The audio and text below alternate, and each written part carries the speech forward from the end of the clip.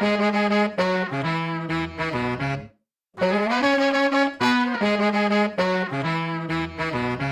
everyone, Neil Patel here. Thank you for downloading the latest episode of the Indian Startup Show. So we have a special best of the Indian Startup Show.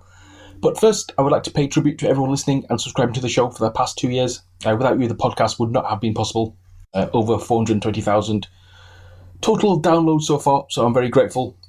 So today you will hear from Shruti Gandhi. Shruti is the managing director partner of Array Ventures. It's a VC firm based in the US, focusing on solving impactful problems using revolutionary technology. Next up is Ashwin Damera. He's the co-founder of EMERITUS. It's an Edtech startup. They make Ivy League education accessible to the world. Next is Nitin Sood. He's the co-founder of Happy Shappy. It's an online platform to make Indian weddings a little bit easier. And finally, we hear from Prasanto Das. He's the co-founder of Ping Network. Ping is India's largest studio multi-channel network that creates original, engaging video content across genres of food, music, entertainment, lifestyle, and gaming. So sit back and enjoy some of the best bits of the Indian Startup Show. Thank you. Hello, Shruti. Thanks for coming on the Indian Startup Show today. Thanks for having me. Brilliant. Tell me a little bit about yourself and what you do, please. I run an investment fund, Array Ventures, mostly invest in enterprise, deep tech, which consists of AI, machine learning, analytics, data-driven companies. Okay, cool. And I've been doing this I've been investing for over 5 years, and I started my fund about a year ago. And can you share some stats? I mean, how many companies have you invested in, and how's it going so far? Yeah, I've invested in 12 companies in the last year, and the companies have been doing pretty awesome. 3 of them have raised follow-on funding, and most of the companies are in the enterprise space, as I said. So they are getting some really good traction, revenues, numbers, all doing really awesome, actually. So let's talk about startups then. I mean, what specifically do you look for in a startup? It's a broad question. But in terms of what do I look for, it's usually the team and the problem they're solving. Mm-hmm. To take it on a little bit deeper to that question, the team, people always say team. It's obviously, you want to know the softer skills, like, will they, how driven will they be? Will they continue to drive under pressure? Can they fundraise? Are they sales? Do they have the right background? And that's when it gets into a second category, which is, do they have the right background for the problem they're trying to solve? And so for me, those are the 2 important things I look for. Excellent. You mentioned machine learning earlier. Just for those listeners who don't know what that is, what specifically is machine learning in simple terms? Yeah, in simple terms, it's getting a series of data from a company and making sense of that data by predicting and creating patterns based on what you know. So predicting future in some ways based on the past patterns you already have. And that in more contextual way, it's used, for example, in your Google searches or things like that, right? When you search for a particular image, it knows based on context of people searching for similar images, what you might be looking for. So if you're looking for Apple, it shows you Apple phone if that's your background and search history and so forth, versus Apple the fruit. And so that's just a simple example of context, and there's many layers to it. But that's in essence an application of machine learning in an industry like visual search. Excellent. Do you just invest in like US-based companies, or is it companies around the world, or is it Indian companies? I usually just invest in US companies, but incorporated in the US, but then the companies tend to be based globally. So most of my companies are based in the US, but also in Israel and India. Okay. And you will see a lot of pitches then. I mean, what specifically do you look for? You said team, but is there anything else that you're specifically looking for when it comes to pitching? Yeah, last year I saw 2,300 companies. So I see a lot of companies. And I made 6 investments last year. So that's the pace usually for most firms. Well, so what particularly I'm looking for? I mean, team is definitely one. What problem they're solving. their backgrounds, where they're coming from, and then the need is a real pain point. The industry, whatever they're trying to disrupt, it, in VC terms, people always refer to it as a vitamin versus an Advil. For the Indian market, and Advil might be like a kerosene. I don't know. So it's vitamin is more good to have. I'm not gonna be sick tomorrow if I don't take it. But if you're sick, Advil or a kerosene or whatever will really cure you. So it's a real pain point or not, and that's the big thing that I look for.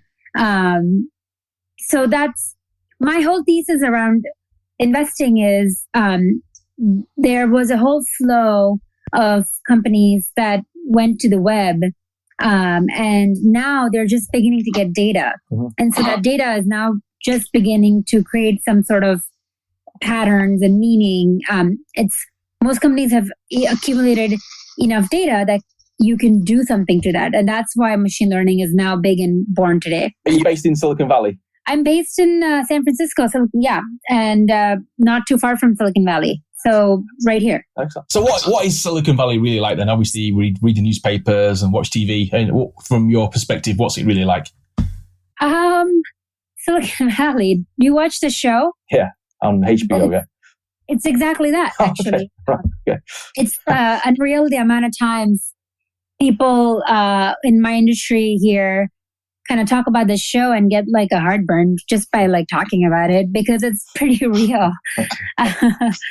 But despite all that in terms of, like the energy is just different. Like you go to a cafe and everyone's talking about, the valuations or the next deal or their next secret idea, or,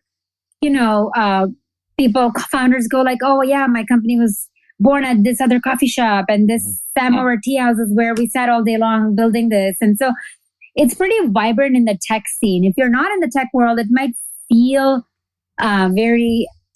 you might feel like out of place in some ways. It's like if you were in New York and not in banking, similar vibe.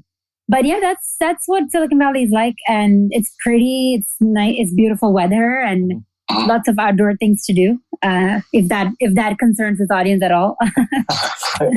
Who's the most interesting person you've met then? In Silicon Valley? Yeah. Wow. That's a tough question, because the joke here is it's so hard and very unaffordable to live here that the uninteresting people leave. So, but I got to, through my profession, I get to meet a lot of awesome people. I meet founders of big VC firms. I've met Doug Leone from Sequoia, or Bill Draper, the father of VC in some ways. And so, I think they're all interesting people. Like Bill Draper started investing in India, I don't even know, like 30, 40 years ago, before it was a thing. I meet a lot of amazing people. I pinch myself sometimes because this is my job, to meet awesome people, smart, awesome people, and then to find ways to work with them. So you say you see a lot of startups. How do you deal with like fear of missing out, FOMO? You can't have that. It's you just have to prioritize what your goals are. Otherwise, you'd be at a networking event, frankly, every day, every second. Like just last night, I was at an event for a VC firm, and then someone was like, "Oh yeah," and there was an Andreessen event, and there was a Sedona event, and this event, and that event, and like, there is at a given point, you personally are invited to, 2, 3, 4, 5 events, and if it's popular times like holiday parties are coming up in December. The Oktoberfest parties were not too long ago, the beginning of the summer parties. It's like, that's when everyone throws parties. And you could just be like partying it up. And if you're homeless, I guess you could just crash these parties. But, all seriousness, I think you have to figure out what your agenda is. You could just keep meeting the same people every day at all these events and really not get any work done. So you have to figure out in some ways that is work, right? I mean, they're parties, but that is work. It's work events. But even then, you could just be like hopping from one event to the other at the Rosewood or at the, events somewhere in San Francisco, at the MoMA, whatever. So you have to really prioritize. I tend to just do topical events. So I personally run events, and I do events like the CTO dinners or the CMO dinners or the AI machine learning dinner. And to me, bringing the right set of folks in one room to advance the thinking of the space, whichever what the space might be we're talking about, is more important to me than, just a broad-based outreach. Yeah, well, I mean, I'm an engineer. So to me, I've always built companies within companies. At IBM, I was part of the group that was run like research, and we worked on instant messaging, location-based services, voice over IP. This was the same group that hosted Olympics' first webpage in the 90s, and still host the US Open and things like that. So that group, we invented a lot of things, and if they were successful, they would end up being part of the bigger product groups at IBM.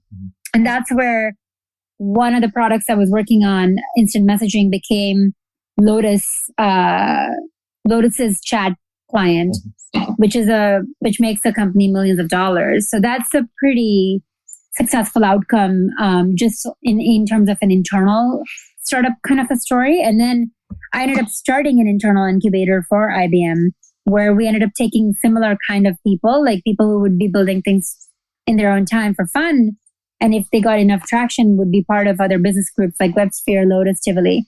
So that gave me a good foundation of, just building things from scratch and then commercializing them. I left that to start a company in the social big data world after my master's thesis in that space. And it was, this is 2009-10 timeframe, when you leave, when I predicted that we're going to have a lot of friends on the social worlds, like LinkedIn, Facebook, so forth. And it will be very hard for us to keep in touch with what Dunbar number was popular for, which is 150 people. So it will be very hard to keep in touch with more than 150 people. So what do we need in order for us to help us make better, networking tools?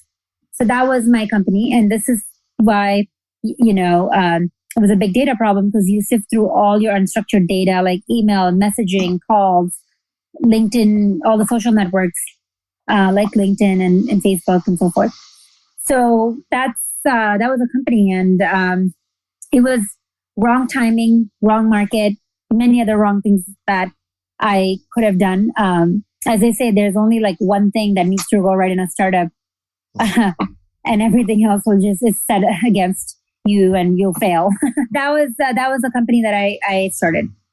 Excellent. So you've done a lot in your career. I mean, what's been the highlight so far? I love what I do right now. Frankly, I get to work with the smartest people, and I get to learn how dumb I am in a way where I get to, in some ways, there is many things the founders come prepared with. Technically, especially, they're amazing. I mean, people who have built, products that you use every day on Facebook and LinkedIn and Twitter and wherever. But then they're maybe not that savvy with customer development, maybe not that well versed with pricing. How do you price the product? So that's where I come in and help them think through the customer development piece, and then how do you price your product? How do you go to market without spending months and months and months on a customer, which can be an issue, right? In an enterprise sales cycle, like you could just keep waiting for like years before you can get a contract with anyone. So that's my value add, if I may, I position it that way. It's where founders, like smart founders, technically smart founders, know what they're doing technically, but then making money requires a lot of, handheld like support and network and so forth. So I usually let them build product and then, help them figure out how they're going to make money. So are you having fun with this then? Is it fun? Because obviously most startups, do fail, even the funded ones. Or is it all business? The number here is like 1 out of 10 may succeed. Yeah, may succeed. And when I say 1 out of 10, I mean in a portfolio of a VC. So VC numbers, not like any startups. Yeah, I'm having an amazing time. As I said, I have to pinch myself to see like this is my job, to be working with some of the smartest people to solve some of the most technically challenging problems that if we do solve, to me, it's this is how I look at it. If we do solve these problems, is that the world I want to live in? And so that's what I fund. And so to me, I really want some of the biggest problems to be solved in better agriculture process, better water management, better trash resource management, things that are really going to uplift the standard of living for many, many people around the world, if done right. And then once you do that, saving costs around that, efficiently using those capital and dollars spent to then freeing up their resources. Again, you can do all that by using machine learning analytics, and that's what I invest in. So once you do that, I would love to live in a clean, healthy, fresh water, water where I don't have to worry about what's in my water kinds of things world. And then we're growing in population, and we, hope everyone has the right food and fresh, healthy food to eat. So that's the kind of world like I like to live in, and that's the kind of investments I make, especially if they're tech enabled. Excellent. What's like the best startup you've come across? You can't ask someone to pick the best of their babies, but I do have companies that are in various verticals that help with fraud detection. So like how do you avoid credit card fraud or fraud with like online campaign, like a marketplace campaign or any of that stuff. It's companies like that. So that's a company called Simility, or a company that helps with visual search, and making sure that you don't waste too much time looking for like that beautiful red dress you're looking for. And that's a company called View AI. It's based in India actually, or a company that helps with your community management. And like, so the enterprise version of like Google Groups. So every baby of mine, like company that helps with events. So I invest in a variety of sectors, and I like them all. Otherwise, I wouldn't have invested in them. So what about like gut instinct then? Or does that still play a part in whether you invest in a company? Yeah, it does. That's the common. So there's people talk about many words here in terms of investing. It's science and pattern recognition and gut and So and then there's like a new wave of investors trying to bring data into the picture. But then there are still people who go like, gut is important, right? Like if you feel, you talk to investors often and they go like a couple years after in making an investment, they go, I knew this, right? Like you just wanted to rationalize a decision with whatever else. And it's the hard part because there have been many, so the thing is like you can come across many companies, and that's what people here call sourcing.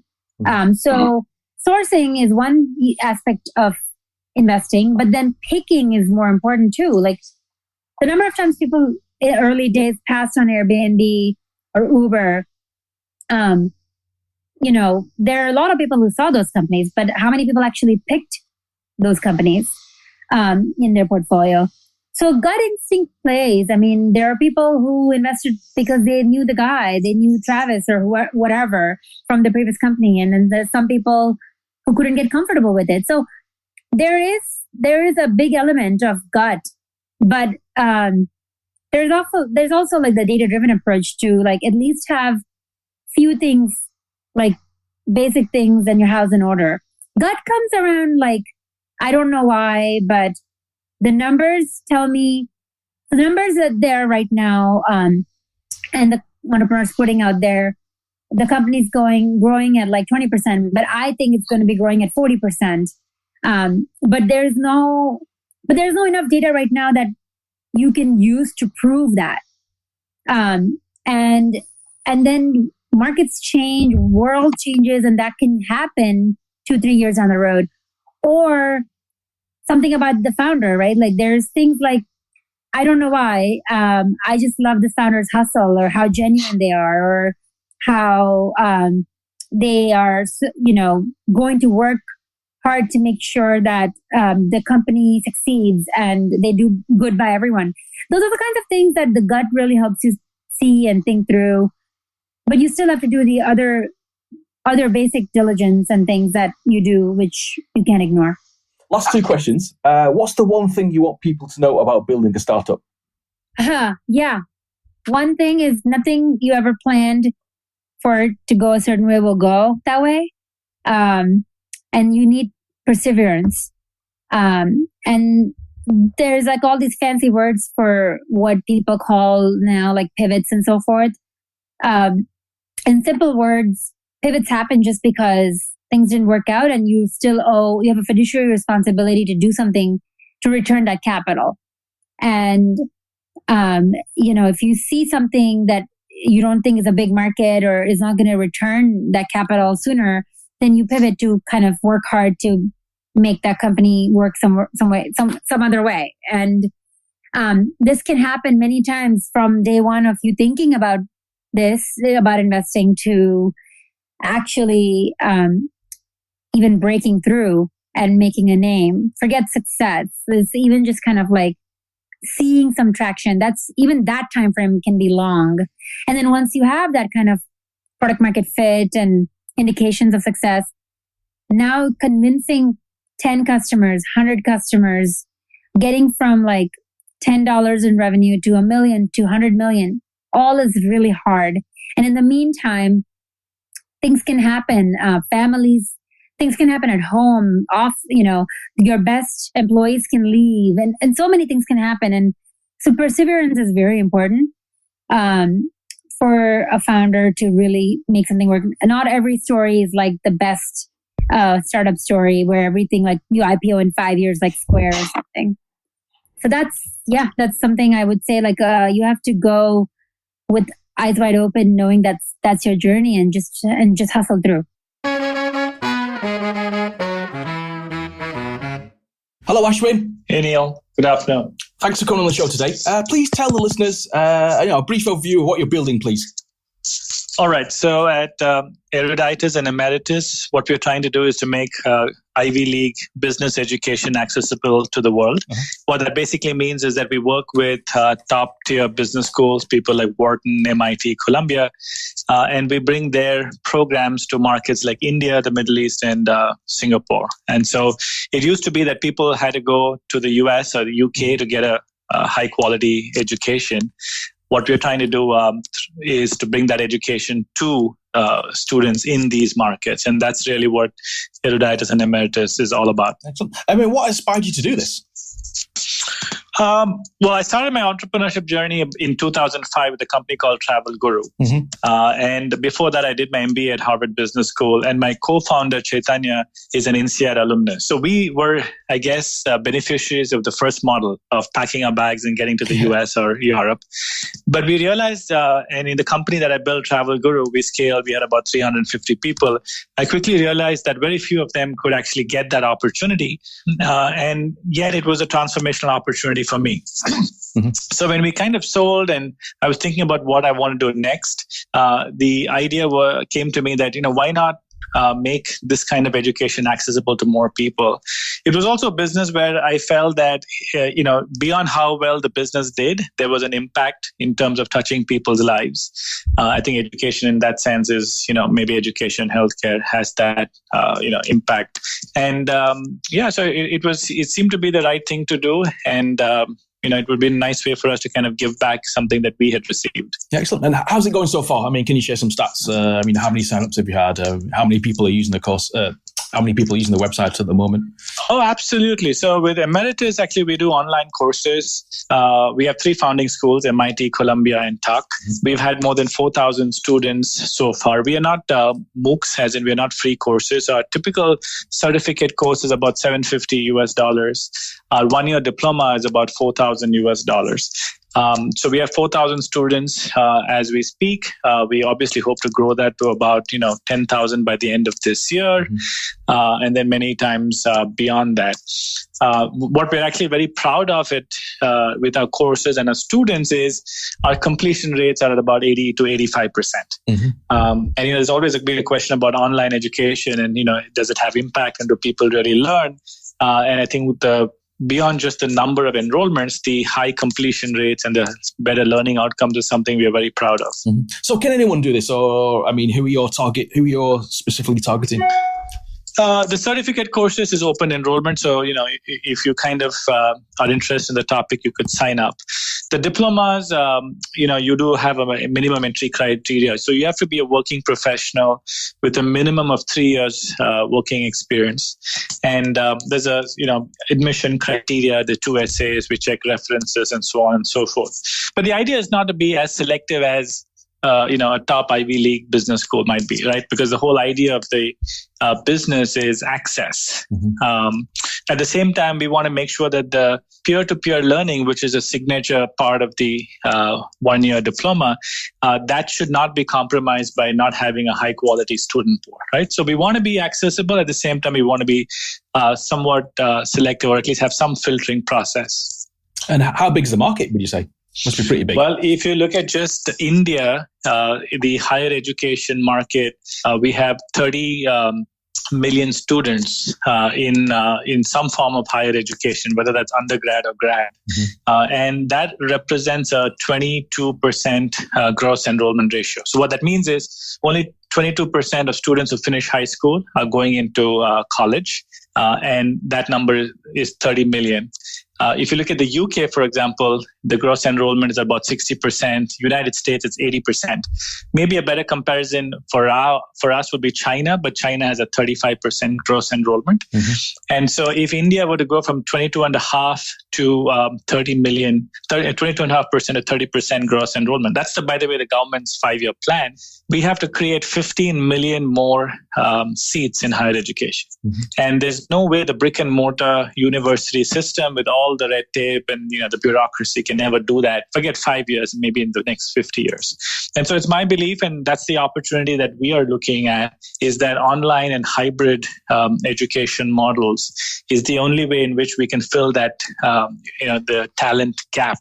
And so that's really it's a very large opportunity, and that's what we're going after. So there must be like a lot of competition as well. How do you deal with competition?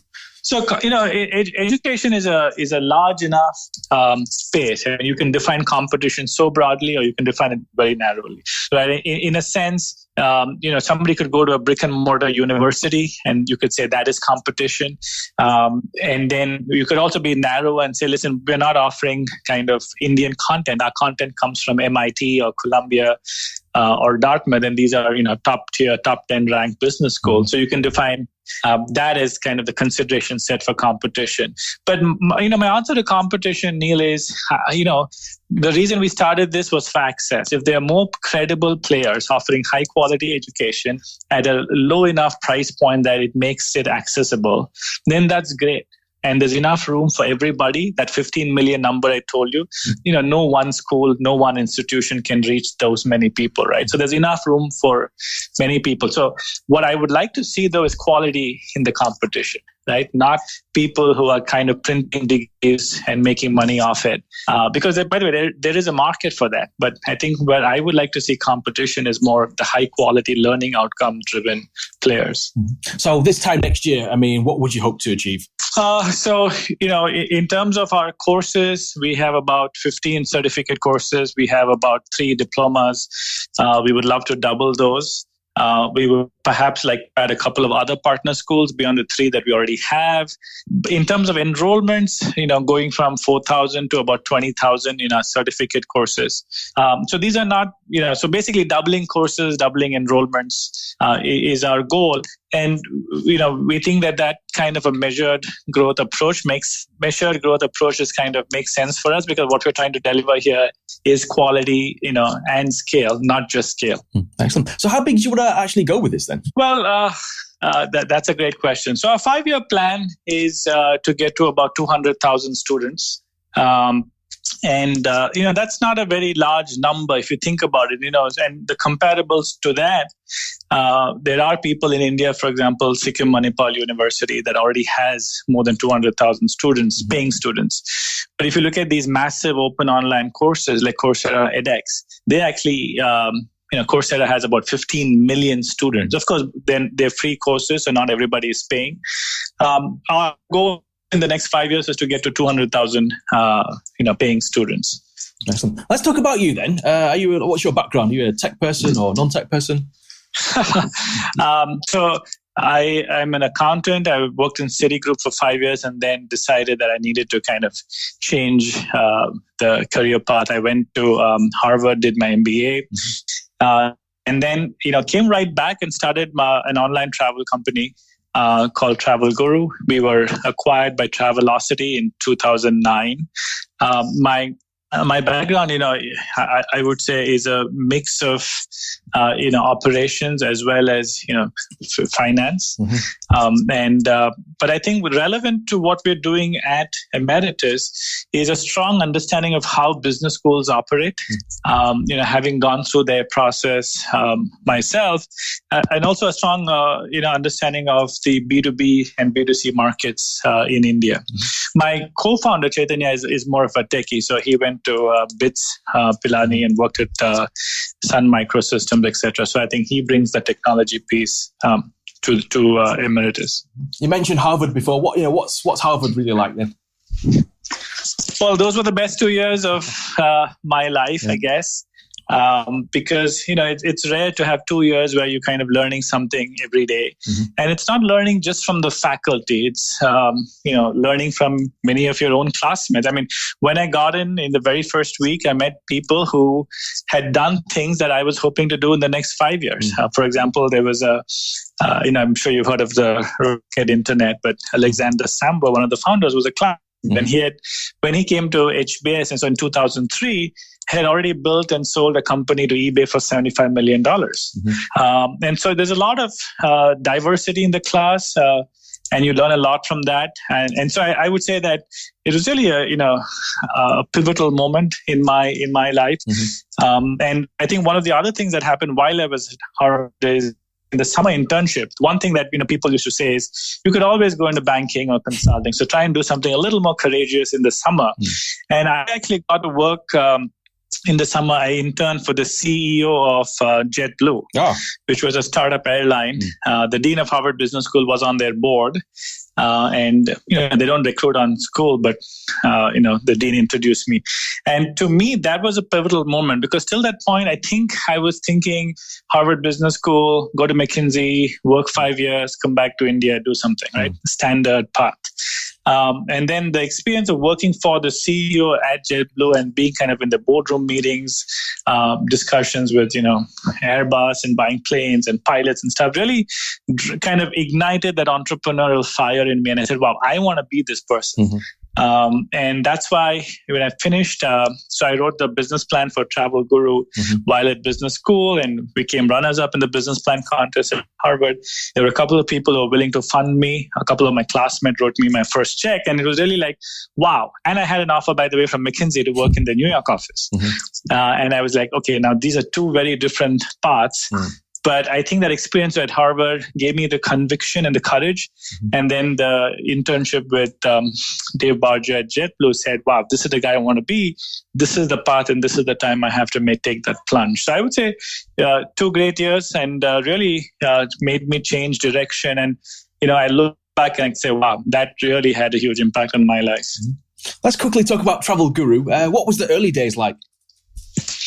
Well, it was the early days of the internet. The early days, it's interesting that you asked that question, because in 2005, when we kind of started, there was Make My Trip and there was us. So we were 2 players, but very quickly, and you see this in every single space, there were 3-4 other people, well-funded, all going for the same customers. It's all about cashbacks and discounts. And so I think at a certain point, what happened was competitive advantage became how much capital you could raise. And by the way, that's happening a lot, maybe a little less in the last 6 months, but happened a lot over the last 2-3 years. And so we had to pivot a little bit from being a full service online travel aggregator to being specialized in hotels. And I think that was a very wise move we did. We made an acquisition.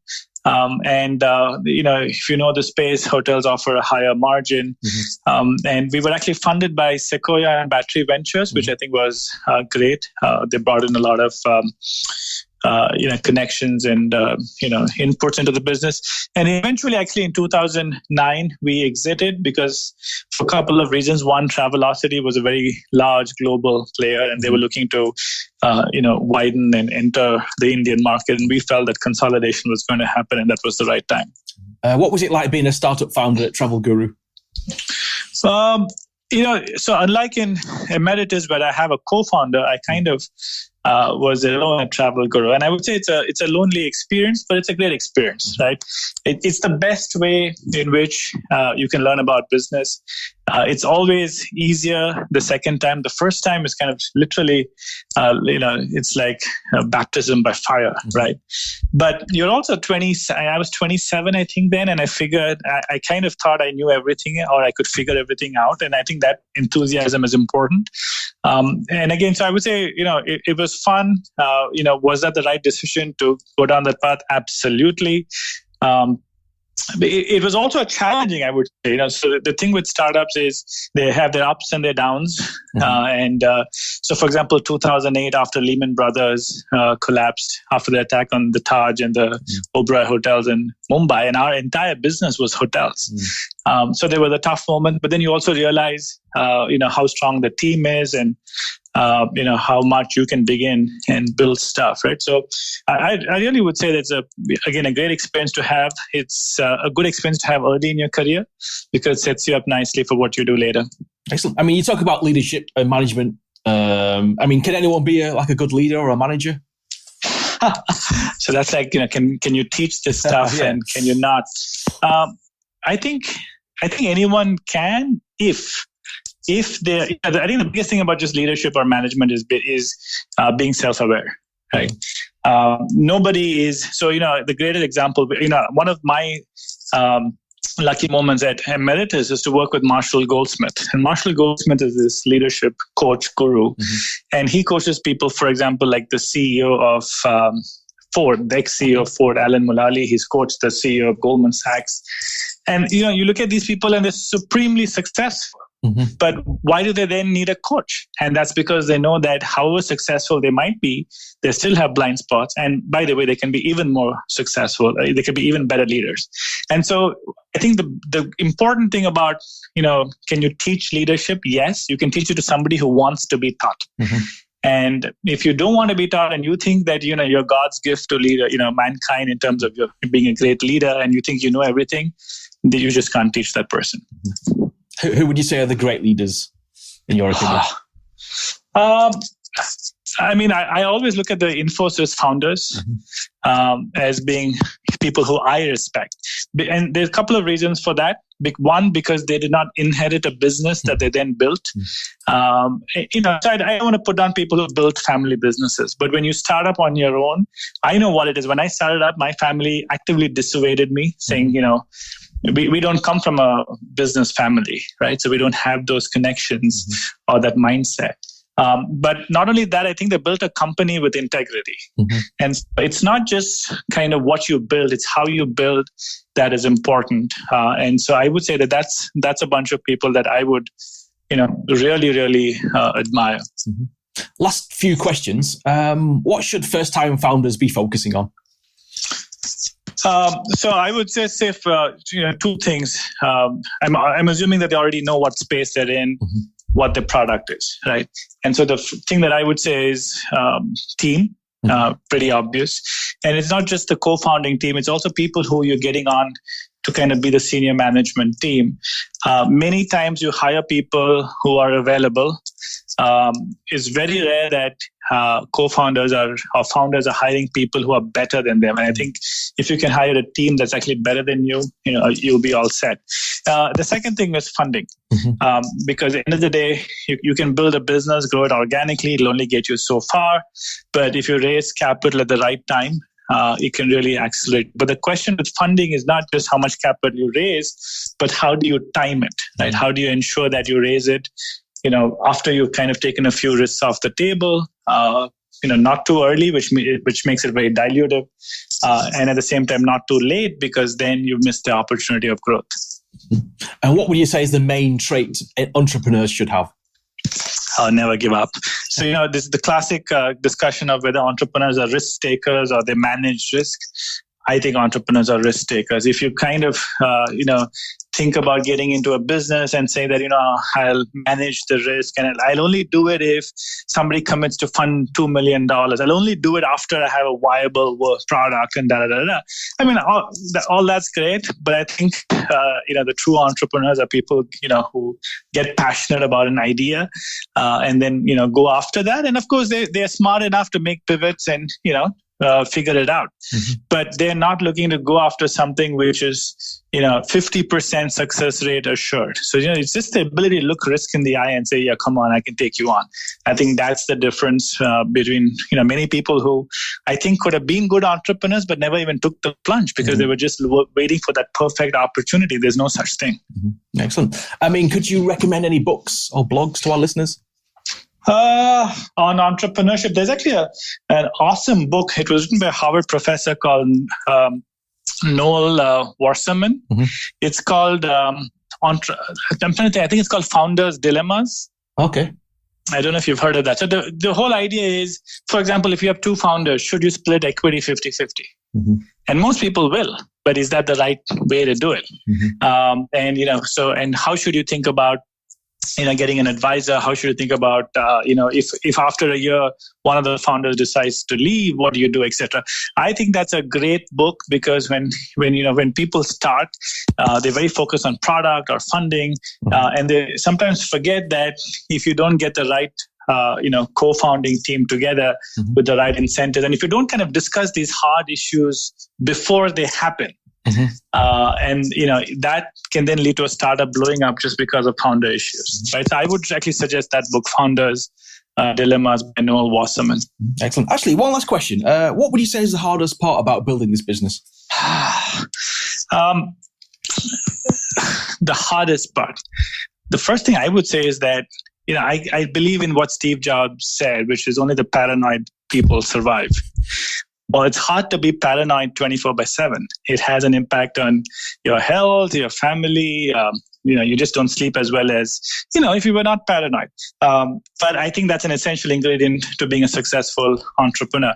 So being paranoid is important, but that's hard dealing with. It's sometimes, if you're a paranoid person in your team and you don't see other people having the same level of paranoia, it can be somewhat frustrating. It might sound abstract the way I'm saying that, but an example of this would be, let's say in my earlier startup, Travel Guru, I would be on the website figuring out, links that are broken or, maybe the content for a hotel wasn't perfect. I'm checking bookings and, you're just literally looking at what's happening and you're really detail oriented. And that's a hard life to live. You can do it for 3 months, 6 months, 1 year. But if you have 5 years, I think that's the hard thing of a startup. If you don't, and so the one thing I would say is that if you love what you do, that is easy to be paranoid and enjoy, right? Mm-hmm. But if you're doing something just for the sake of making money, and you're really kind of looking for the outcome but not enjoying the journey, then actually being paranoid and building a startup just won't work. Hello, Nitin. Hi, Neil. How are you? Yeah, great. Thanks for coming on the show today. Of course, man. My pleasure. Please tell me a bit about what you're building, please. Thank you. What we are building? Well, we're trying to build the world, is what it seems like right now. But what we're building is precisely a way to make weddings easy. And we're focusing on the Indian wedding only because I feel it's very underserved. And for the magnitude of Indian weddings, there's not quite, it's not covered yet. So I feel people need a lot of assistance. So what we're building is a platform to make their life easy when it comes to weddings. Mm-hmm. Brilliant. And can you remember how this got started? Oh, yeah, it got started from a very simple idea where, might sound a little boring, but there's this Maslow's hierarchy of needs, I believe in, basically. So when all your basic needs are met, I thought, money has to go towards providing convenience. And then when I started thinking about the problem of wedding, I felt like 1/3 of life savings people are spending on these 2-3 days, and yet there was no convenience. So it just doesn't add up for me. So I thought there have to be some creative ways of making life easy. A wedding. Sorry, I'm sounding like I'm pitching my brand name, but we firmly believe in that. A wedding should be a happy occasion, and unfortunately, just run around you have to do takes away a lot of happiness from it, and so we're trying to put the happy back. Mm-hmm. Excellent. And when did you start, and how's it going so far? So we started. I was working in Washington D.C. before this. So we left everything and moved to India in November of 2015. And so it's been slightly over a year now, but we've just launched about 3 months ago because since we were all very new to the sector, it took some time to ideate it properly. Especially, I wanted there to be some original innovation in what we're doing. So I took my sweet time to just think of the problem and think of the ideal solution. So I did invest a lot of time in ideating, and then we launched it in September, basically the 1st of September. Mm-hmm. So far, so good. Excellent. And what does the actually said platform? I mean, talk about what it actually does in terms of features and benefits and stuff like that. Absolutely. So what we will be doing is a whole different ballgame as to what we're doing. So I'll start with what we're doing, and then I'll tell you what's coming up. So what essentially we're doing is we are creating a one-stop shop platform for everybody to use, whoever is getting married. It doesn't matter if you're the bride, you're the groom, you're the family. It doesn't even matter if you're the wedding planner, basically. We're going to make it essential for you to be on happy, basically. So what the platform does is it's an aggregation of all vendors, helps you look at their profiles to see what features they provide, who all fit in your criteria and who don't, etc., etc. So to make your discovery part easy. But see, the problem of weddings is, I keep calling it a problem because until it is solved, it is one. So the problem with wedding is multifaceted. So discovery is only one side of it, and the execution is the other side of it. So the first help Happy Shappy provides you today is in the discovery side of it. Now the execution is where the key is. So discovery, planning, and executing a wedding are three main verticals we're looking at. So discovery is obviously by putting everybody on one platform and giving you the ability to go dig them out, etc., etc. So the planning is where we're going to make it easy with some tools which are absolutely new, and everything in one place is the key. Basically, we want it to be the ultimate one-stop shop. So we're coming up with creative checklists, we are coming up with budget calculators, we are coming up with creative ways of doing guest lists. But more importantly, you will still have heard about these features here and there. But what Happy Shappy is essentially doing it is we are grasping the essence of a wedding. And the essence of a wedding is always there. So what we're doing is making wedding collaboration online a similar task to what it is offline, which is making it a group project. So you can collaborate with your family, with your best friends, whoever you think are going to help you with the planning. You can assign each other tasks. You can keep track of who's doing what, and you can see the whole thing coming together.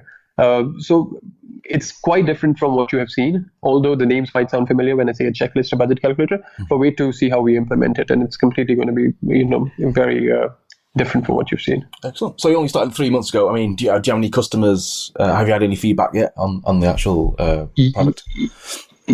Yes, we have. So far, see, what we've launched is just the core. The core is the vendor platform. So all our tools and everything that I'm talking about, and there's quite a few which I haven't spoken about yet, but they're all coming in the next 2 to 3 months. So the customer feedback goes on what we are doing so far. So we've already closed a significant number of weddings, including weddings above the thresholds of 1 crore plus, which is a decent number of, a decent budget in India, and which is what makes us feel very confident. So the amazing thing is, just in 3 months, the big weddings we are getting now are all word of mouth. And it's astounding how within 3 months we are already reaping the benefits of word of mouth. That means clearly we had somebody satisfied, for them to recommend their loved ones to us for their weddings now. So it's going well. It's going better than what we had expected, because I'm still in the beta phase where, I'm still testing it out. I'm still trying new ideas. I'm still seeing what's working and what's not. And a repeat customer, there's absolutely nothing like it. Okay. Let's talk about you then. What's your background then? I think you mentioned you lived in Washington, D.C. Is that right? Yes. So my background is completely different. So I have a master's in computer science from George Washington University in Washington, D.C. I was working with a consulting firm, consulting for federal government in the U.S. And then for the last 3 years, I was working with the World Bank consulting as well. Oh, nice. And so very different life that we've just stumbled upon from what we were doing. And so the background was in IT, obviously, and that's why I think most of my approach to the solution is also very tech-centric. It's about how to enable technology to help you in your life. Okay, and how big's the team? So the team size varies drastically from our whatever we try to do, basically. So we have an average of about 10 people who are on our payrolls permanently. But then when we need a big surge, so for example, when we enter a new city and et cetera, so we scale up very, very quickly so far. So we go anywhere to between 30 and 40 then, and then we scale down quickly as well when the big surge is done, and then the core team takes over thereafter. How are you finding the recruitment process? What is it you look for? Is it someone who's got all-round skills or specific skills? I think we recruit a little differently, actually. So definitely we look for someone who has all-around skills. But I'll tell you something, I barely look at the resumes. And the reason is I'm not a big believer of the reasons why most people in India choose their, academic backgrounds that they have, basically. I haven't gone through the system myself. I know it's not quite a choice. You're supposed to choose after your 10th grade. I think you're too young to know what you want to do and stuff like that. So I don't quite go by what they've done in school and etc. I just talk to them. Our basic emphasis on recruiting is always on it being a cultural fit. I feel most skills can be taught. And if people have a natural flair for it, it's even easier because the learning curve is quite short then. But cultural fit is the only thing we look at. We are a very, I like to believe we are a very fun place to work for. We're very informal. We don't do things formally. People don't feel like they come to an office actually, but they do work. I feel happy employees generally have higher productivity and creativity. So we don't go for anything specific. We just talk to people. We see who we like. Then we try to see where they fit. We let them move around a lot. It's a startup, so everybody can do everything. That's the beautiful part about it. Having worked with bigger organizations, I've always found corporates to be very rigid in what you can do. So that was one thing I wanted to stay away from. So what we recommend is, instead of having employees, if all of my employees can think as entrepreneurs, then Happy Shappy is going to be a very powerful force to reckon with, basically. Excellent. Is this your first time as a startup founder? It's my absolutely first time doing any sort of business, let alone a startup. I've always had a job, 9 to 6 job, and this is quite different. And what was the reaction of your friends and family and your work colleagues when you decided to tell them that you were going to quit and do this startup? So that's funny. So the reaction of my family. So my family's they're all from the business background. I was the first in my family for generations who's ever had a job first. So the reaction of them seeing me in business wasn't crazy, because they always thought I had a natural flair for it, and that's what I should be doing. But the reaction was so not so much on me entering business from the job world, but it was about moving back to India, because I happen to be from Punjab, and if I'm to guess, if your family is from Gujarat as well, both of our states are notorious for everybody moving abroad, and very rare do you see people moving back. Yeah. So the question was, why would you come back? So, which I just tell them my lungs were too clean. It's a joke before they tell me that. So, missing the pollution. Yeah. So yeah, but it's fun, But for me, moving to India was a decision. It was a big decision. I won't underplay it. But the big decision always was there's a lot of positives in what's going on here, right? The way the economy is moving, the way the solutions have to be implemented, it is full of problems. But problems, if once you enter entrepreneurship, start looking like opportunities, right? Mm-hmm. So there's so much that can be done here, I feel, and it's very important for everybody who can to contribute in the success of the country and take it forward, because there's a long way to go. Mm-hmm. Obviously, you've only been in it for 3 months, but what have you learned so far as a first-time founder? So what I've learned is that we're always learning. That's what I've learned. Every day is different. Every day we come through things which we've never seen away. But the interesting part is, if you take it one day at a time, it's all doable, mm-hmm. right? It's all fun. What was I straying away from when I moved from a corporate job to entrepreneurship was that I did not want a mundane life, and life right now is anything but mundane. It's just exciting every day. Excellent. So going back to the business, then, how do you make money out of this? Then, obviously, it's a two-sided market. So we make money by finding a fine balance, basically. Although the phrase reminds me of a book, but yeah. So what we try to do is we try to help out the customer. So we don't charge the customer anything. HappyShappy is a completely free platform. Mm-hmm. And initially I thought of how do we tell our story, and we thought we'll tell our story by saying we are free. But then we realized that it wasn't just that we are free. We are better than free. Mm-hmm. Because when you go through HappyShappy, not only does HappyShappy not charge you anything, the HappyShappy makes it their sole mission to save you as much money as possible. So I'll give you a rough example of how we operate. So we take a lot of this offline, because not all of it can be automated because of the sheer size of the wedding, right? And so we have a very hybrid model on how we engage online with the customer, and then how we take it offline. And we have a concierge service where you get personal attention, and somebody works on your wedding to get you whatever you need. So we advise you on what to get. We ask you what your tastes are. We tell you who the perfect vendors for you are. We know about your budgets. We don't ever suggest you go beyond your budgets. And we try to find you people within your budgets who will exactly do what you want them to do. So there is obviously an element of expertise. But the second thing we also do is, what we're finding out more and more is, especially in Delhi, maybe everybody knows somebody. So the way people do negotiations are, they have somebody call the venue guy or somebody and ask them to lower the prices. Mm-hmm. It doesn't generally work. People are under an illusion that it works really well because now they have this phone call in place. But I draw a very simple, I have a very simple logic on how we work versus how that works.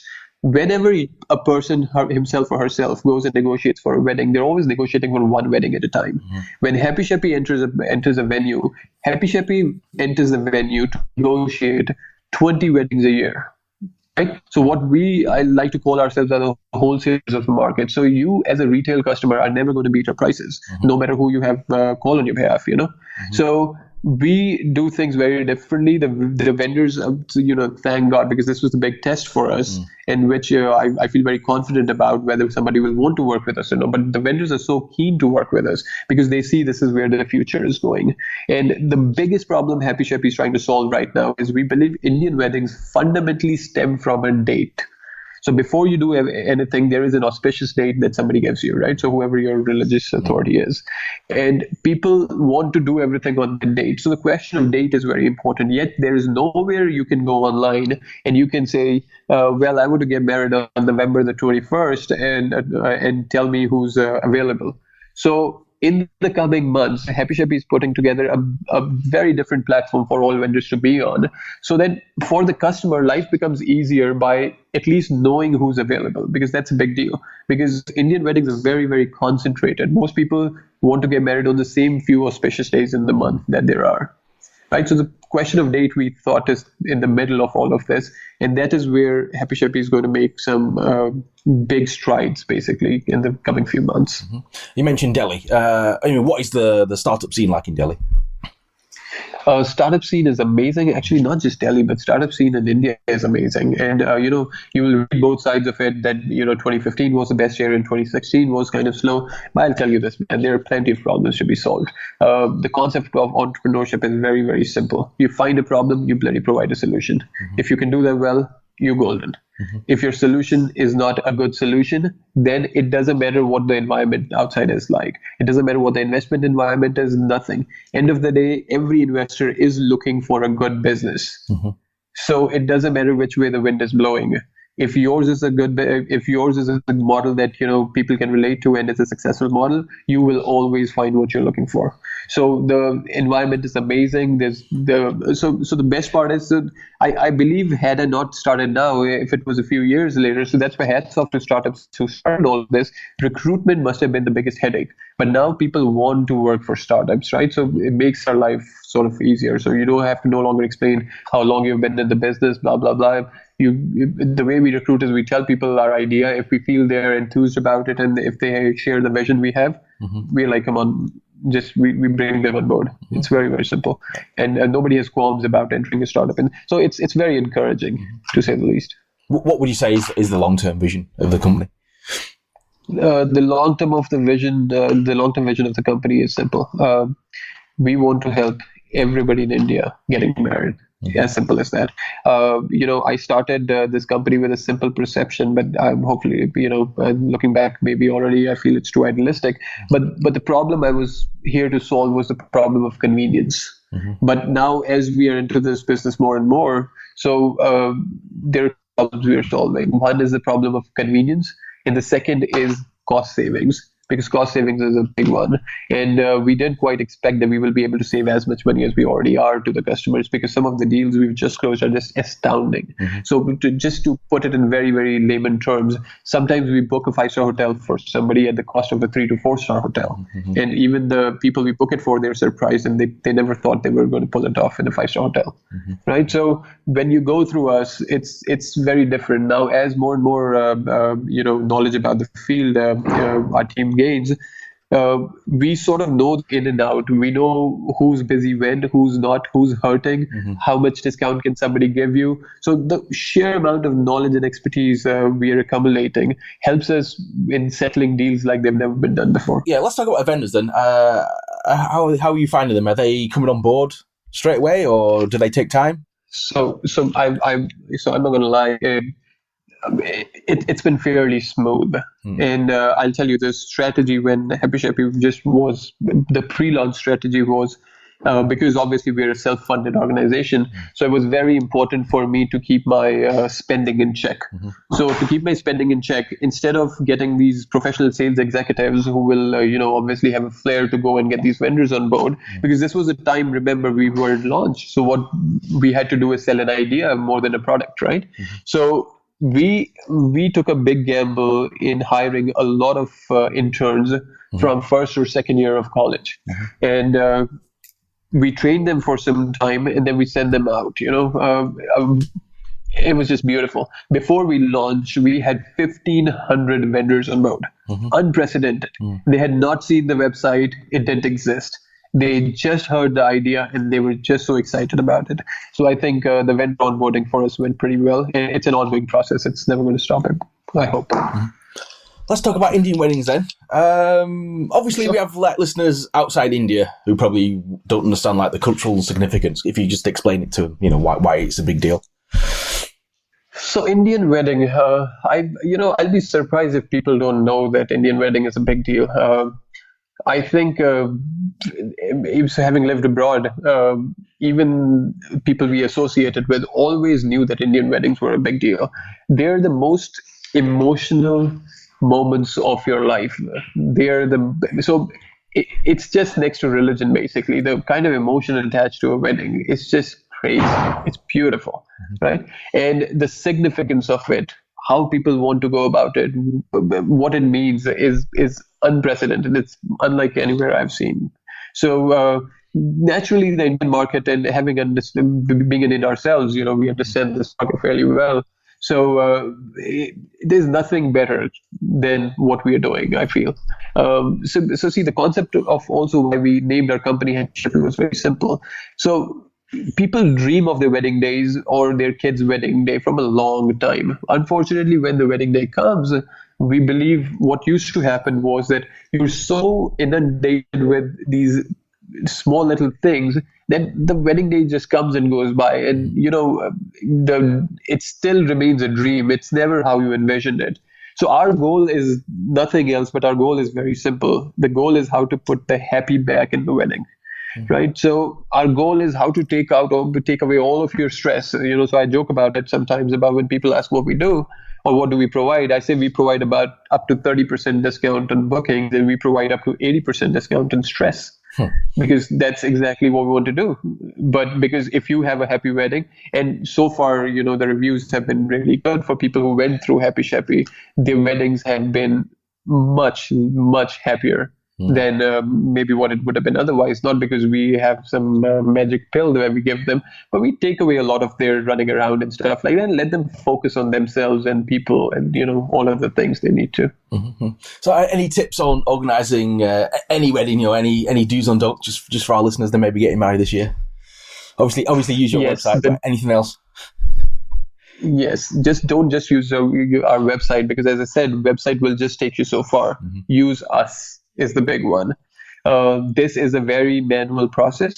There will be automation, which many people will try, but automation will stop after a limit. Human touch is very important. I can never build an AI system so smart that it'll cater to your emotional needs and all other needs as well, right? So get in touch with the right professionals. Focus on the things that are important. Don't run around more than you have to.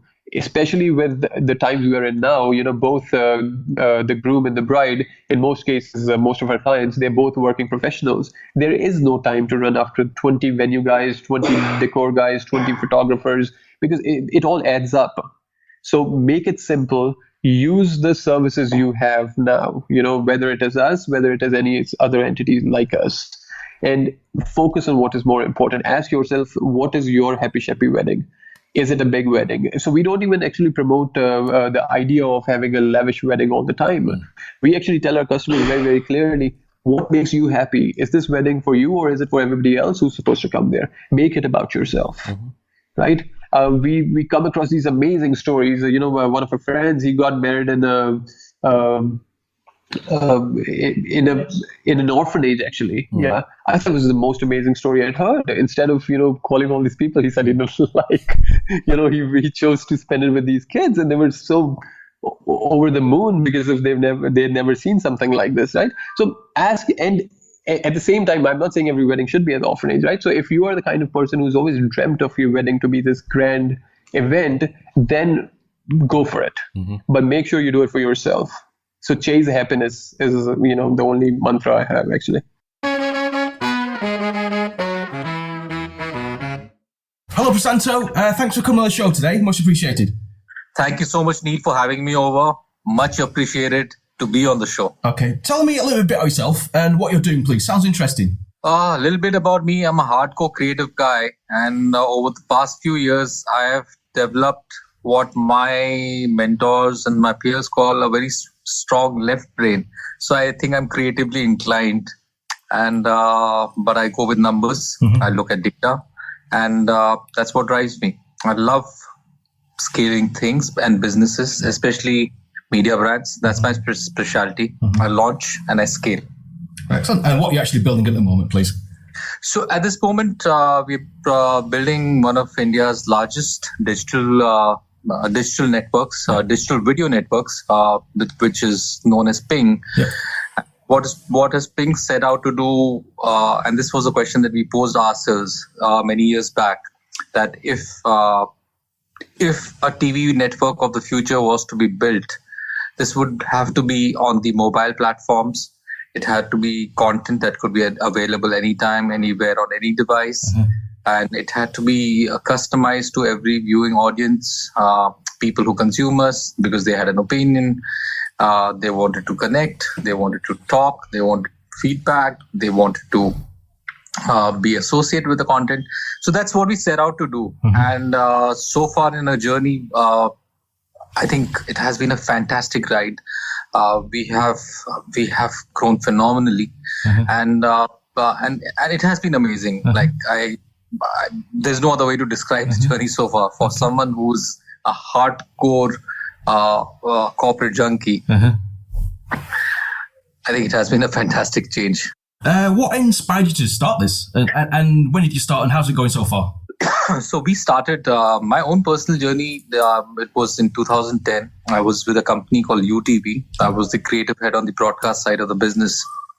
And I'd just undertaken a large exercise, which was rebranding UTV, which was later bought by Disney into its new, very young corporate look and all of that. I'd undertaken that exercise, and it was a very fast turnaround, 5 weeks, 27 companies odd across many countries. And I think just after that exercise, I had an epiphany about what next. What do you do now? So you've done, it's all going well. To the outside world, a lot looks good. I've enjoyed. I have many teams reporting into me. And, like when you're in a corporate setup, you like having that sense of balance and power. But it wasn't creatively satisfying, and there was something nagging inside me. So I had my Jerry Maguire moment then, and I said, okay, this is not what I want to do, and I want to do something different. So stage 2 after that was an applied state of nothingness. Applied state of nothingness for almost 6 months, where and when I say applied state of nothingness, it means for someone who was used to working almost 16 hours a day, having many teams reporting in to me and I had a wide portfolio of work, which I was handling news, I was handling youth, I was handling entertainment. So you can imagine. So from being there to waking up and saying, hey, what am I going to do today? Actually, absolutely nothing. And do nothing. I'm going to purge myself of everything that I know, and then I'm going to start thinking maybe when I feel right. So after 6 months of absolute nothing, and we started working, and my co-founder Govind and me, we started talking about how we could build a network of the future and all, and we had such varied thoughts. But like in our space, the challenge that we came across was what do you build first? The cart, which is the team that is going to pull all of this, or the horse, the product? And this was a unique situation because, and we were talking about, this is 2011. We were talking about when video wasn't even on the horizon, and 2010, 2011, video wasn't even there. And we were starting to think ahead and do things, and nobody got it. Actually, nothing. Not even my mom got it. So she was like, "What are you talking about? Like, what do you want to do?" And so then from there, so my last project was building UTV, rebranding, and doing that. And the next project, cut to 1.5 years down the line, about 2012. August, September, was shooting a food video for less than 1,500 rupees. Wow. Cool. For someone used to large teams, directing, having everybody around. So that was the toughest phase. Where personally, I was learning everything that I learned. But what we figured out was broadcast, television, media has taught me a lot of good things. One of them was how to apply those aesthetics. And how do you apply aesthetics to create content at scale? How do you build networks? How do you build good teams? And today, I'm thankful, some of them, those decisions have stayed. Those were the best decisions. I found a great co-founder in Anaga. How did you guys meet? Oh, that's a very funny story. Anaga was working with a rival organization, and I was always trying to poach her when I was in UTV, and I wanted her to come and work with us because I thought she was really good. And she was like, "No, I don't think so." And she's studied at NYU from a film school background, and probably is far more educated with filmmaking and other stuff than I am. I was more hands-on. I had the right opportunities in life. I've made some opportunities. I've rebranded. I branded or started one of India's most premier channels, Times Now. That now logo branding is my baby. And so I've done all of that, and she was there, and she would never work. But then when I had this thought of Ping, I sat her down and I said, "Look, this is the thought. Do you want to come over?" And she said, "Okay, done." Then the next steps was, and this is where I've got immense respect for the people that I work with, like Naveen, Anaga. These are guys who worked with us for a year and a half without getting a salary. Excellent. So how's it going so far? Can you share some stats in terms of like shows, views, downloads? Are you making revenue, etc.? Yeah, so absolutely. So right now, we started off with Food Network in 2012. We launched in December 2012, early January 2013. That was the first YouTube channel that we launched. Today, we have over 2,000 channels. We put out 5 videos in the month of January 2013. Today, we have a network with over 500,000 videos. We do about 45 million hours of watch time.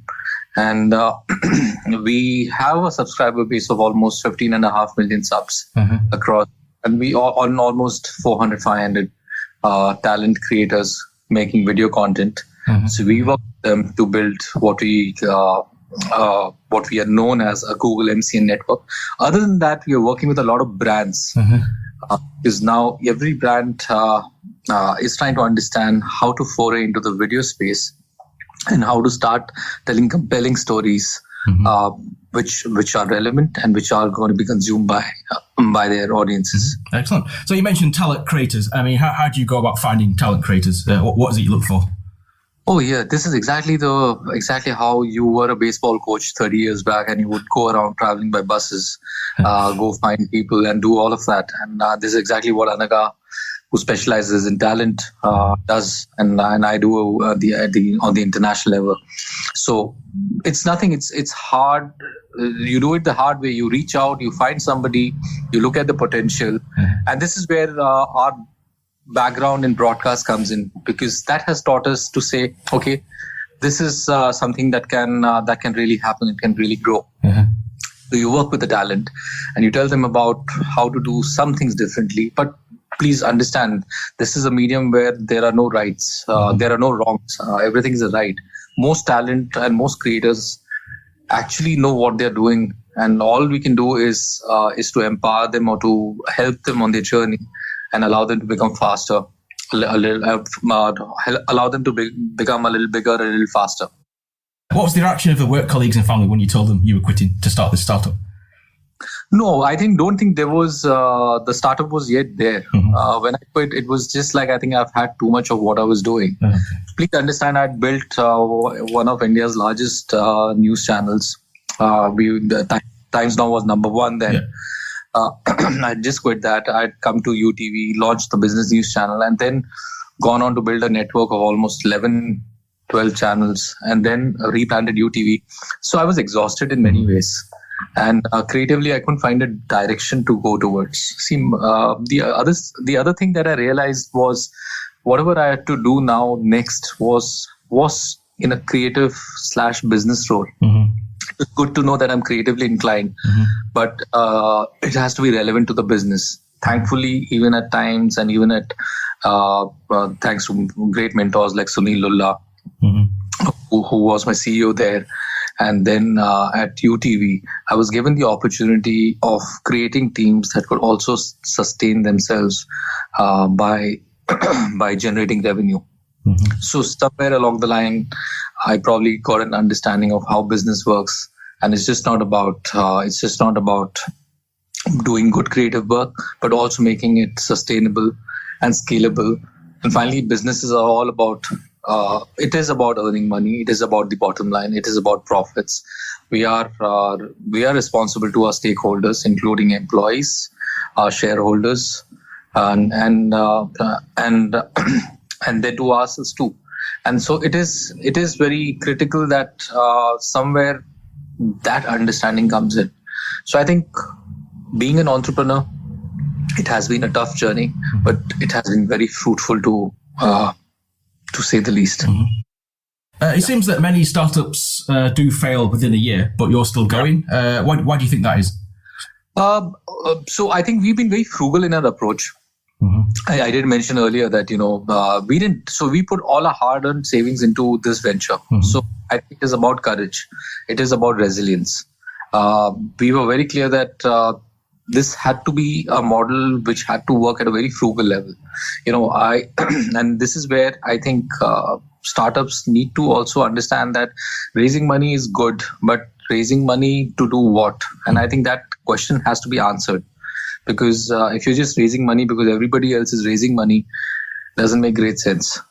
But if there's a clear plan, if there's a clear thought, and you have to first prove it to yourself that you can do this, before. And that is a responsibility that we took upon ourselves, saying that whatever happens, let's try and build a model where we earn our way to the top rather than burn our way to the top. How big do you want to go with this then? I think we would, if all things go well, we would be amongst the largest in the world. And if, like I said, if we are building lots of content, we are building a great network, and the sky is the limit. I don't think, I think this space is only evolving now. If you go back in history, and I take Indian broadcast as an example, if 2000 is where all the Indian TV channels started emerging in the year 2000, we are still in 1996. Means that cable TV, Star TV, a couple of others have just entered the Indian business space. And it's still 3 to 4 years before all things start to scale. Okay. I mean, you seem to work very hard. I mean, do you have like a work-life balance or no? Is it just 24/7? No. No, I think as an entrepreneur, you have to admit that you've got to take a call saying that, yes, it is a 24/7 job. It is hands-on, and it is about passion. So please understand, we work across 6 different time zones with creators right down from Australia down to the West Coast in the US. So there are different creators getting up, waking up, connecting with us at different points of time. But having now grown to a stage, we put in some great teams who are doing some fantastic work. There is a work-life balance now. And I've gone back first. Now I travel a lot. I like meeting people. I like meeting creators, getting a sense of the business from the ground. So you mentioned you manage quite a few teams. What's your leadership style like, and how has it changed over the years? So I think from somebody who was seen as a creative powerhouse, having the biggest ideas, to now saying, okay, I'm more of an enabler. I may not have all the best ideas, but what I am skilling myself in is to understand how quickly can we recognize a good idea and how quickly can we run with that, and how quickly can we solve problems and get them off the table. So it's more like immerse yourself, enable the teams, because that's, I think we've hired some great people who are, personally, I think my co-founders are much better than I am in a lot of things, in a lot of the things that I do. And that's precisely why it allows me to learn and grow with them. Excellent. And what would you say is like the hardest part about building this business? What takes up most of your time? What takes most of the time is, again, it is about putting in processes and systems in place. It is the hard work.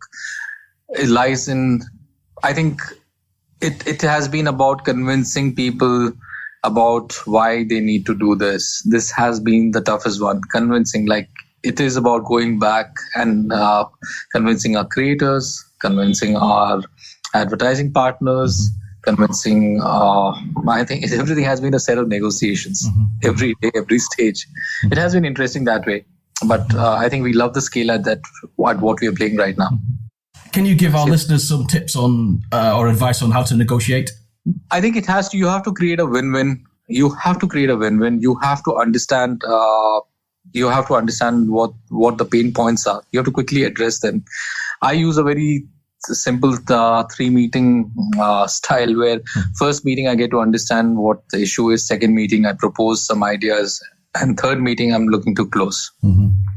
So I think time. You have to. Every entrepreneur has to respect time. Time is one commodity that they don't have. Like, it's not growing out there. And you have to understand how quickly can you move to solutions. If you keep pondering over it, I don't think you'll get there. And how do you deal with like the rejection side of things? You've picked something that they reject it. How do you deal with that?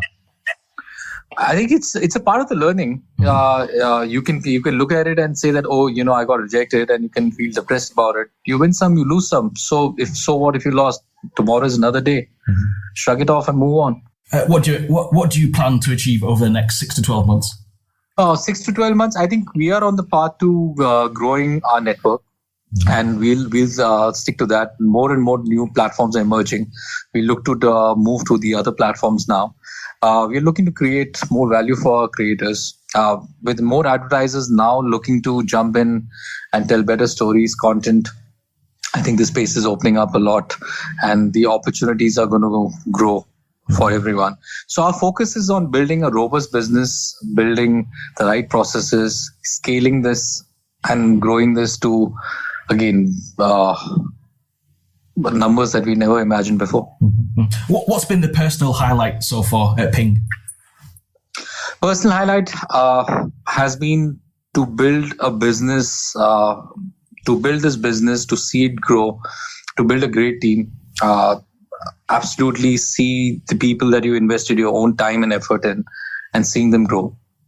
And I think it is, as we say, it is quite pinging right now.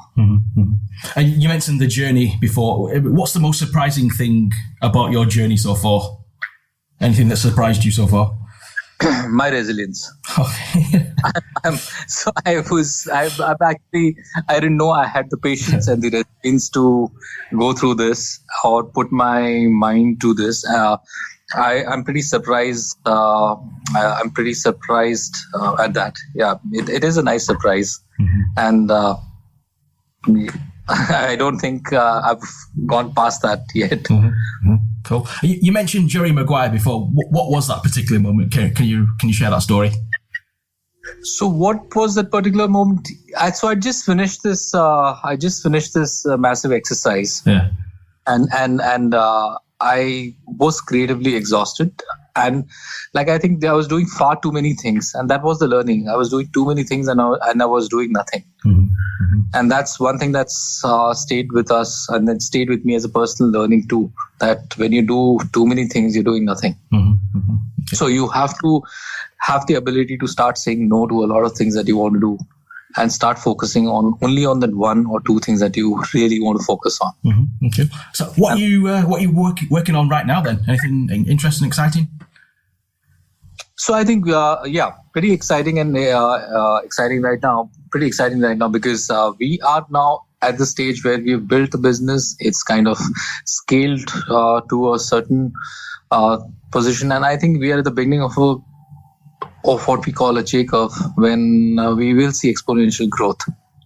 And I think we've built it well. We put the right structures and processes in place. And from here, the journey only looks interesting. Excellent. Last few questions then. What should first-time founders be focusing on? On building a great team. Absolutely. First-time founders should be, it's not about, see, please understand, I think first-time founders come in thinking that they can do everything. And that's the learning. Look, you can do a lot of things when you start, but you have to quickly realize that you don't have the time on hand, or you don't have the resilience sometimes to look over to go through with everything. So you have to build a speciality, and you have to stick with that. So when you're interviewing people, what what do you look for? Is it specific talent, skills, etc.? I think, skills you can obtain. It's attitude. It's attitude. I think attitude. See, we are in a state of disruption right now. What we had learned 10 years back is maybe not so relevant now. So all of us are constantly reskilling ourselves. So is this person going to reskill? Will he adapt to change? How quickly will he adapt to change? And is he a thinker or is he a self-starter? Because in a high output, high pressure environment, that's what we will look for. Self-starters, people who can lead on their own. Cool. Do you have any business heroes you admire and why? Business heroes, Steve Jobs. I think Steve Jobs there because the right mix of creativity, brains, visionary thinker. Yeah. You said you were like a hardcore creative. I mean, can anyone be creative, and how do they become creative? No, hardcore creative means, again, creative is subjective, is what you admire, aspire, is what you see around you, how you let your surrounding influence you. How do you let people around you influence you, and all in a positive way. So if you can think, you can take ideas, grow and you allow them to grow on you, then I think all of us are creative. There is no hard and fast rule on saying that, sometimes if you ask me, the best ideas come from the guy you least expect it to come from. But what you can do with that idea and how can you quickly translate it to vision. And I think what differentiates us as creative and non-creative people. Are you having fun with this startup? Absolutely. If you ask me, if I was to get a second chance at doing this, I would do this again and again and again. Like Ping, I really honestly believe Ping is a part of my journey. It's not my destination. So it's like, entrepreneurship is like, it keeps growing on you. Nice. And you have a zillion ideas to put out there. How quickly can we put out there? How quickly can we scale? What can we do? How can we even take this little baby and take it to greater heights? What would you say is what excites you most about this startup? I think the fact that there is absolutely no clue when you get it. Absolutely no clue what you are meant to do. I think everybody's looking at each other. I know we all have a great vision. We have an idea, but absolutely no clue. But then to start translating it into a piece of communication or a product that everybody starts understanding, and then that's what you meant when you spoke about it 2 years back. Now I think that's absolutely fun. What are your two favorite TV programs then? What are your favorite TV programs? Man, I'm a binge watcher. Okay. I love Dexter. I honestly believe, given the state of our society, we need a Dexter in every city. Okay. So I think I'm a binge watcher. I love Narcos. You give me a good story, and I keep watching it for hours. So that's what I do. Whenever I find a real time, I plant myself in front of my television. And I'm then binge watching things for hours and hours and hours. You cannot move me. Okay. Like Game of Thrones. Yeah. Oh my God. Look at the amount of blood and gore on that. Yeah. It's like a startup environment. It is a startup environment. So, and I think there are great lessons for all of us to learn from those shows. Excellent. Last question then. If people want more information on Ping and yourself, what must they do? So normally they can put my name out there, and I'm hoping Google throws up some searches. But otherwise, you can go to our website, pingnetwork.in, and you can look us up there. We are a bunch of great YouTube creators who help other YouTube creators to build good content, to tell better stories, to build great conversations. And then that's how we build our communities. So we don't believe we are the best, but we work with some of the best. Actually, we may have people who want to start their own YouTube channel. Have you got any tips and advice on how to do that? Absolutely. I'm saying, so you know exactly what you're good at. Stick to that. Don't do something because everybody else is doing it. It's not always about being in front of the camera. You don't need to. Some of the best YouTubers, even in our network, are telling stories that they think they are important for people to hear, and they have an avid following. And persistence. Please keep doing whatever you're doing. It is a discipline. It is not about just putting one video out there and waiting for it to go viral. There are about 3.8 billion videos being consumed in India alone in a month. Not all of them are viral. So it's very difficult to make viral videos. So be consistent, be honest, tell a good story, be a part of a conversation. You will have people coming to you, starting to watch you, starting to talk to you, and you will build a community.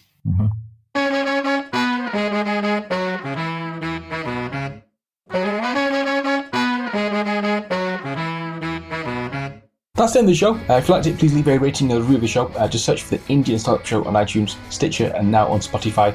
If you're building something exciting, please send me an email, hello@neilpatel.co, or tweet at Indian Startup SH. Go to facebook.com/Indian Startup Show. We'd love to connect. If you're creating your own podcast, check out my class, Getting Your Podcast Off the Ground. Check out the show notes, and you can get Skillshare Premium free for 2 months. Thank you and goodbye.